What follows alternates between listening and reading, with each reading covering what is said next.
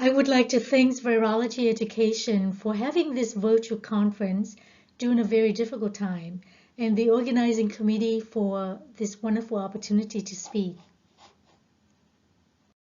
This is my conflict of interest.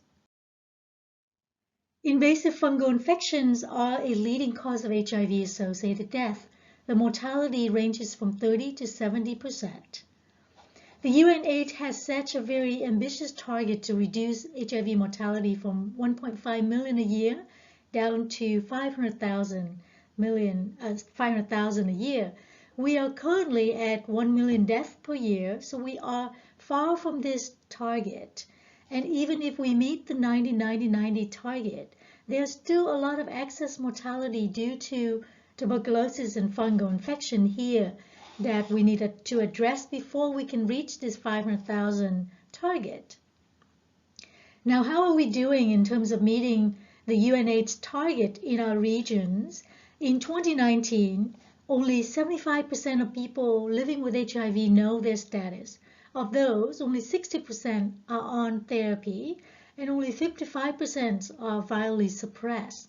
Now, these are quite dismal statistics compared to Sub-Saharan Africa.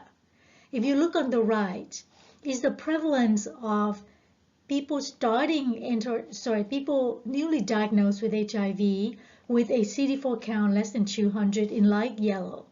And if you look at the countries that are leading the HIV epidemic in the region, China, Indonesia, Thailand, and Vietnam, the prevalence is 50%. So again, dismal statistics compared to Sub-Saharan Africa.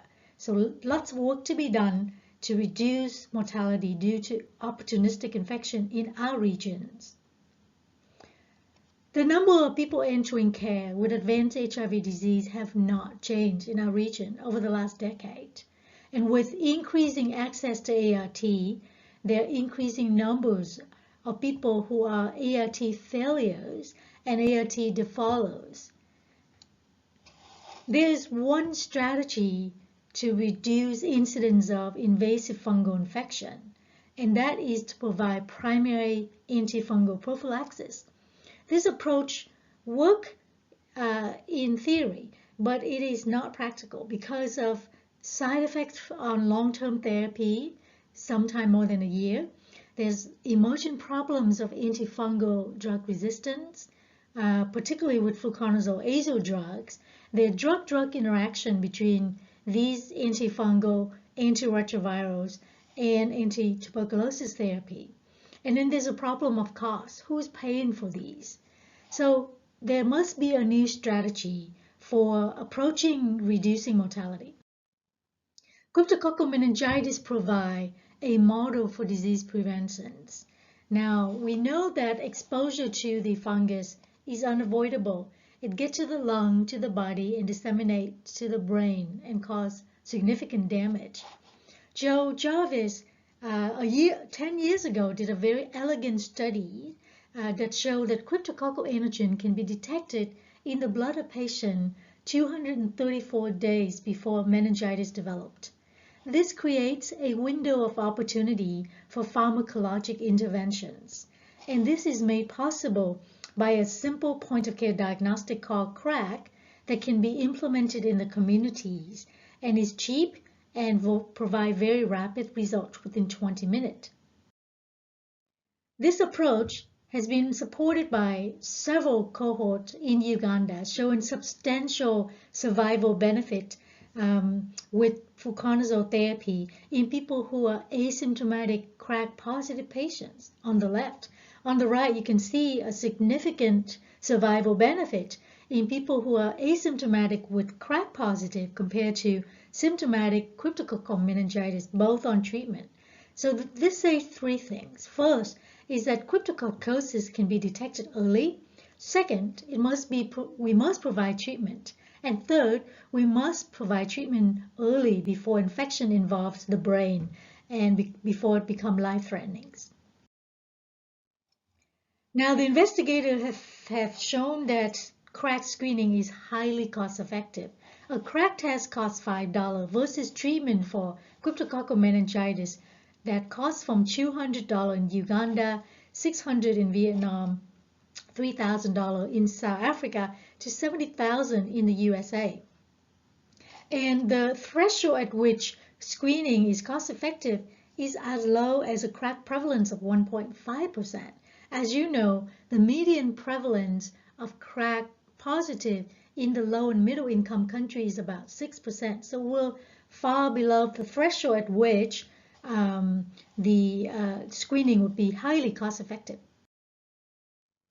These data have really propelled the WHO to move very swiftly into making rapid advice in 2011 to prevent cryptococcosis in 3 steps: screen, detect, and treat. This strategy has been recommended in 22 national guidelines across the world. This looks good, but not good enough, because actually implementation has only been done in some country in sub-Saharan Africa, and even less so in Asia-Pacific region. So there's a lot more work to be done in terms of implementing these science. The WHO guidelines really help kick-started some very important clinical trials in the field, including REMSTART and reality trials. The REMSTART trial randomized 2,000 patients with standard of care versus CrAg screening and preemptive therapy. And what they found was that mortality reduced from 18% to 13%. So there was a 28% relative reduction in mortality. The reality trial randomized 1,800 people with low CD4 count, less than 100, with a package of prophylaxis therapy, including fluconazole, INH, cotrimoxazole, and azithromycin. And what they found, after 6 months, mortality was reduced from 14% to 11%. So there was a 24% relative reduction in mortality. And the mortality benefit were driven by cryptococcosis and a category of unknown causes here, which I think is due to undiagnosed tuberculosis and invasive fungal infections. The REMSTART and reality trial really provide the pillar of evidence for the WHO to make recommendations to reduce mortality for advanced HIV disease in 2018. And these recommendations center around providing screening and diagnosis and prophylaxis treatment for tuberculosis and cryptococcosis and PCP. And this is done alongside giving rapid ART and adherence support. Now, these guidelines is a very important step forward, but they need to be implemented. Another problem is that these guidelines are very focused in Africa. You know, these trials were done in Africa and not Asia-Pacific region. And opportunistic infection in the region like Talaromycosis in Southeast Asia and histoplasmosis in South America were not included in these guidelines. So that leaves us researchers and clinicians in the Asia-Pacific region to generate our own data to support regional specific guidelines. Now we're going to move to our regions and focus on the disease here. Now, at the Hospital for Tropical Diseases in Ho Chi Minh City, we saw a sharp rise in mortality in the mid-2000s, and these were mortality due to HIV in blue color here. And when we look at causes of death, TB was leading at 36%, followed by invasive mycoses of a quarter, and these included cryptococcosis, Talaromycosis, and pneumocystosis. Talaromycosis is a multi-organ disseminated infection caused by the dimorphic fungus Talaromyces menefii that is endemic in Southeast Asia, southern China, and northeastern part of India. The diagnosis remains a huge challenge because we rely on cultures, which takes up to 14 days and is absent in up to 50% of patients. Now, skin lesion provide a very rapid diagnosis, but again, skin lesion is only present in 50 to 70% of patients at the very late stage of infection. So there's a problem of diagnosing disease early during the early stage of disease. The mortality despite antifungal therapy is up to 30%, which is unacceptable. The incidence is highly associated with incidence of HIV and 8, as you could see here, very high temporal relationship in Chiang Mai and Ho Chi Minh City between 8 and Talaromycosis. However, over the last decade, there's been a steady decrease in incidence of Talaromycosis because of the increase in access to antiretroviral therapy in Southeast Asia. However, the opposite is true for southern China. Here, you could see in this graph, there's an increase steadily over the last, from 2003 to 2017, the incidence of AIDS as well as the incidence of Talaromycosis. My colleagues, Dr. Ling Hua Li from the 8 hospitals in Guangdong, show here in her paper that is currently under review that there has been a steady increase of AIDS admission from 800 to 1,300 from 2012 to 2017. During this same time period, there's an increase in prevalence of Talaromycosis going from 11% to 19%. Now this is a problem because the increase in prevalence speak to two things. It's not purely a problem of increase in AIDS. It's either because admission from other HIV-related causes have decreased, which I think is unlikely, or that somehow Talaromyces has become more prevalent in the environment, or somehow become more infectious or more invasive in patients with susceptible patients. We also have seen that Talaromycosis is a leading cause of death in Guangxi province, which is a province next to Guangzhou that is the leading high burden of HIV. This study published last year, they found among 6,800 hospitalized patients from 2012 to 2015, Talaromycosis mortality was 50% after 90 days, compared to about 35 to 40% mortality due to other causes. So this tells you that southern China is a hotbed of infection and should be the focus of Talaromycosis research and interventions. I have collaborated with colleagues in southern China, and we've recently estimated the burden of Talaromycosis. We identified 24,600 cases that has been published in 33 countries to date. 90% of them are HIV infected, and the countries with the highest burden of Talaromycosis are China, Thailand, and Vietnam by report. But we know that the disease is also highly prevalent in Myanmar and also northeastern part of India. Here on the right, we show that the incidence of AIDS has doubled in China since 2012. And because of that, the incidence of Talaromycosis is projected to increase by 35% in the next 5 years. So this is a problem. For an opportunistic infection, this says that there's a lot of focus need to be done in fungal infection in our regions. The current diagnosis is based on culture, but that's not suboptimal because it takes up to 14 days. Culture is only positive in up to 50% of patients. Real-time PCR assay have a collective sensitivity of 70%, and it requires sophisticated machines and skills, so it is unlikely to be a screening diagnostic. Whereas antigen detection is very simple, accurate, and very promising. My colleagues from the University of Hong Kong has developed a novel antigen detection assay targeting a protein called MP1P that is expressed in abundance outside of Talaromyces cell wall. This antigen is released in abundance in the blood and urine of patient, and so provide a very ideal antigen detection target.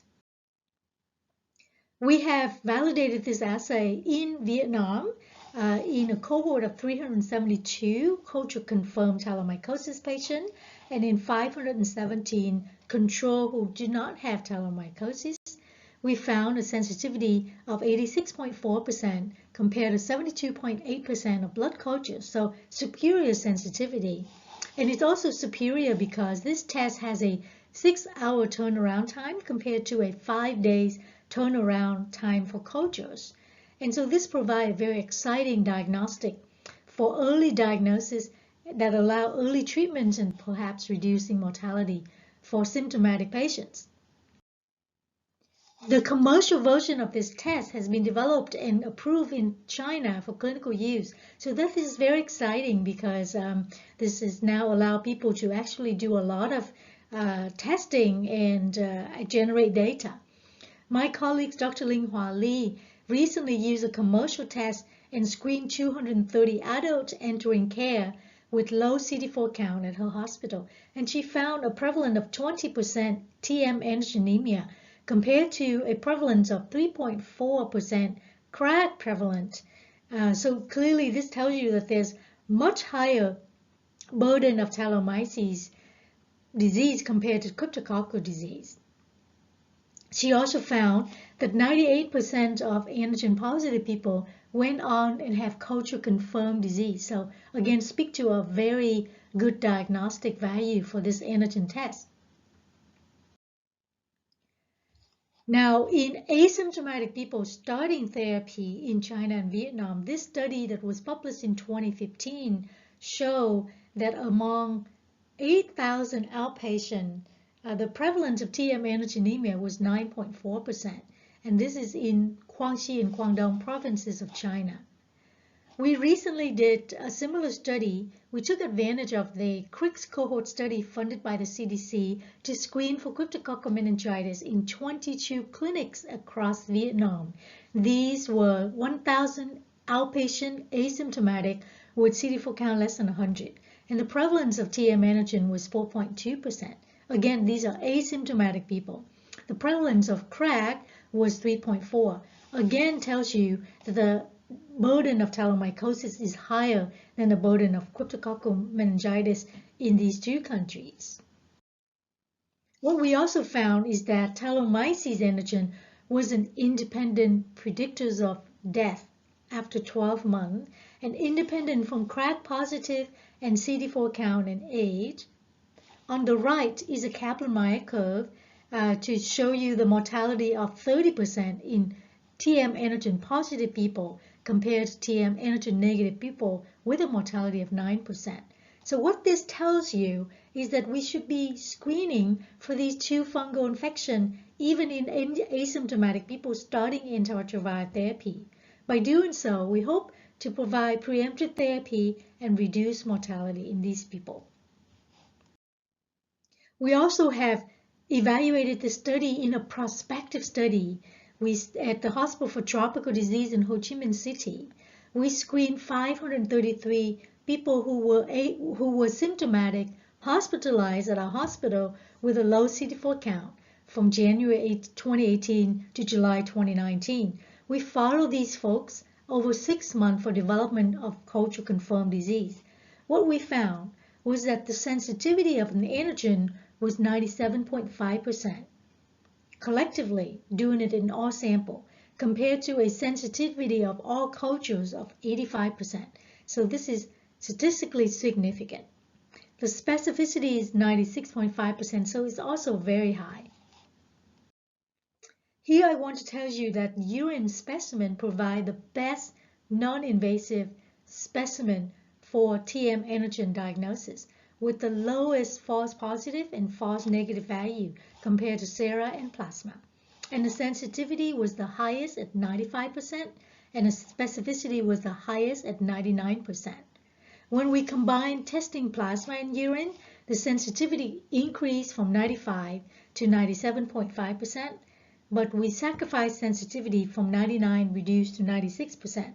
So if we combine plasma and urine testing, we gain by getting at more people with fungal disease, but we sacrifice by over-treating some people.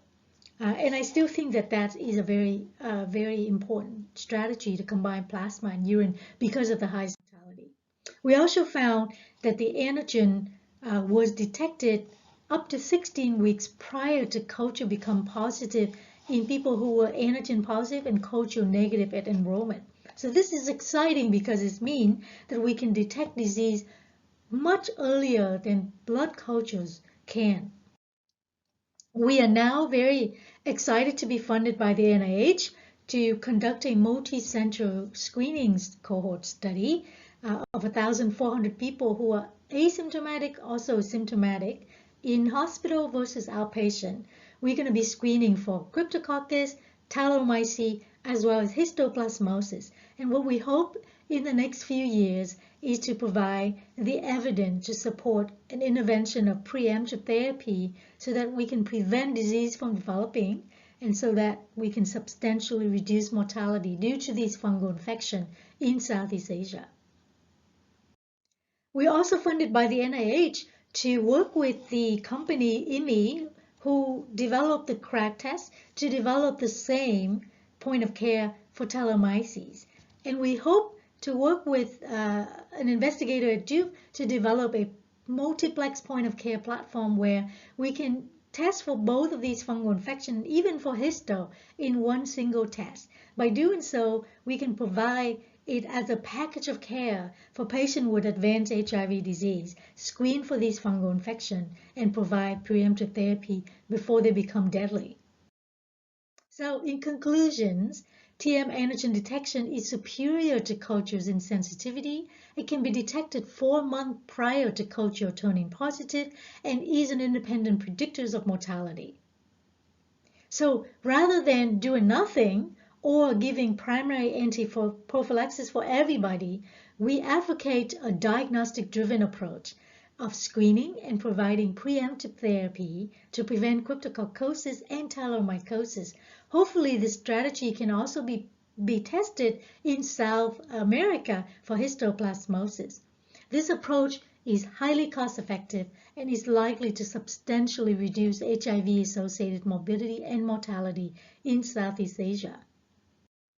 I would like to thank all my collaborators, my funders, for all of this work that we do. I'd like to thank Dr. Tom Chiller from the CDC and Dr. David Bolwell from the University of Minnesota for providing me with the slide on cryptococcal meningitis for this talk. And finally, I thank you very much for your attention. Thank you.